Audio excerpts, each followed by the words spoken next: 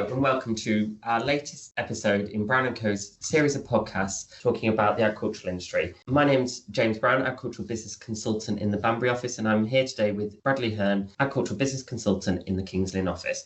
And today we're going to talk a little bit more about business reorganisation. Bradley, can you just give me an overview of the different types of business reorganisation that we look at and work with? Yeah, thanks, James. So as you've said, there's quite a lot of different forms of reorganisation, and whether that's from moving from an in-hand farming operation to contract farming or renting out the farm, to changing of enterprises, so whether you're an arable farmer and you're introducing livestock onto the farm, or even vice versa. And then there's looking at new ventures, whether that's diversification or investing in a poultry unit or a pig unit. And then there's what I think is the more delicate and complex reorganisations, which are perhaps the transfer of assets between family members from one generation to the other, or even the splitting of a business, or perhaps even buying out other family members. With these more complex and delicate reorganisations, there's an awful lot to consider and take on board.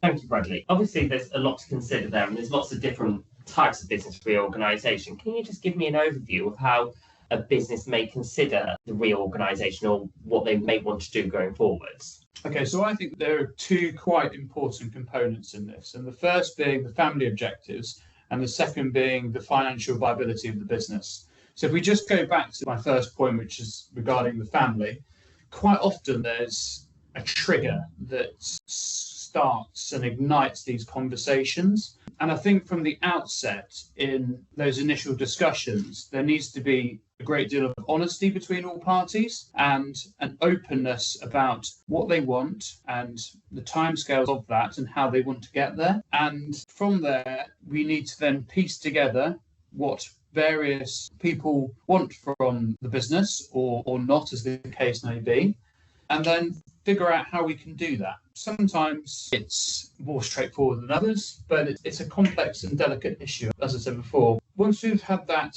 initial discussion, it's then understanding the viability of the business. So what I mean by that is that we need to understand the current performance of the business and how it may look going forwards.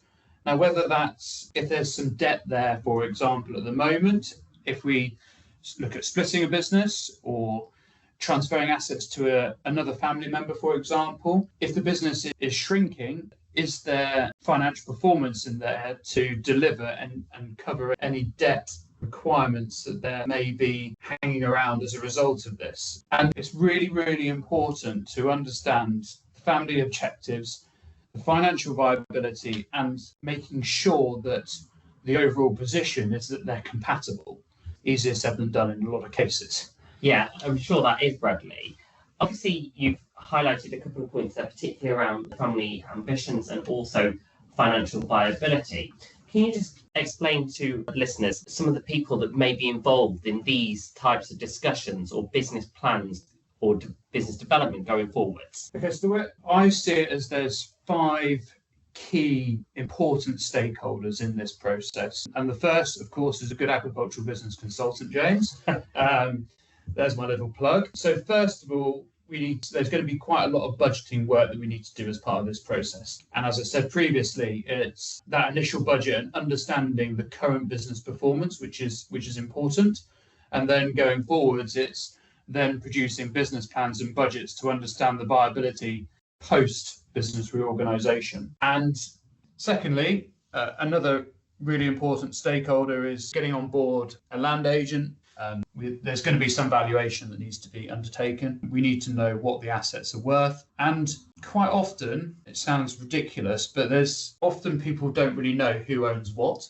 So there's an element of investigation, due diligence, and understanding where assets currently sit.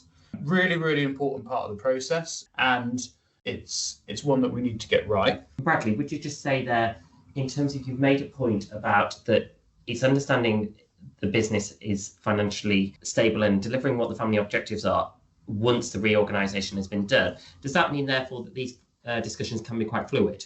Very fluid. And don't be under any illusion that where you start with on day one is where you'll end up at the end of this process. Advice coming in along the way that may change the course. Yeah, it's an extremely fluid process, James, and it can take a long time. People need to understand that from the outset if they're going to embark on this process. It's really important as well to get on board accountants and solicitors, particularly with tax advice, understanding any tax liabilities that are going to be created from this. That may end up affecting the course we take, and we need to be fluid from that perspective too. And finally, the banks and getting them on board. It's really, really important that they're engaged in the process, because if there's debt in the business, they need to understand who's going to be taking on that debt. Is it going to be serviceable going forwards? And they need to be comfortable in that what we are suggesting is going to be achievable. Thank you, Bradley. I think that you've talked a lot there about the important stakeholders that are involved within these business discussions. I think you've made a really good point about banks. And can you just elaborate further as to why involving your bank manager and bank in these discussions is key to the business, especially if they have debt that is existing or they need to take on a new debt? So I think, first of all, we need to go back to first principles, and they need to understand the family's objectives, the reasons for the process that we're going through, and the outcome that is desired. And it's important that they understand this to get a bit of a feel of the rationale and thought process that everyone has gone through. Bank will often require some reasonably robust budgets demonstrating that the business can service any debt that there may or may not be as a result of this restructure. And of course, we may need to be borrowing from the bank to deliver the reorganisation. So they are really, really important. And having that transparency of financial performance and financial delivery is really, really important in instilling some confidence in them that what we're proposing is achievable. Thank you, Bradley. It's clear that any type of business reorganisation is complex and there is a great deal to consider.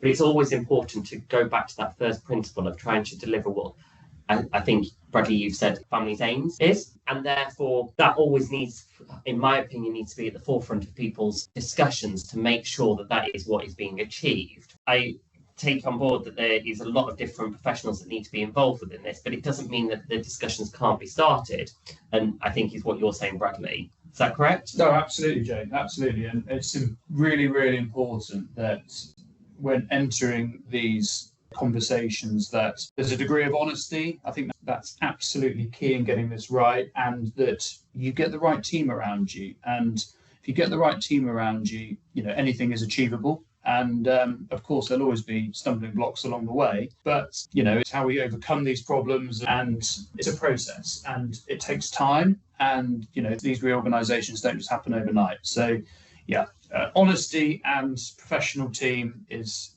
really, really important. Thank you, Bradley. I think that it's a complex subject, particularly when you're thinking that you're going to reorganise your business, whatever that reorganisation may be, that there is a great deal of work that needs to be done and planning and thought that needs to go into that. And I appreciate this is just a snapshot. I hope this has given listeners some key pointers that they can take away and maybe consider if they are thinking of approaching reorganising their business. Thank you, everybody, for listening. Our next podcast will be on renewable energy and will be released in a month's time. Thank you for listening.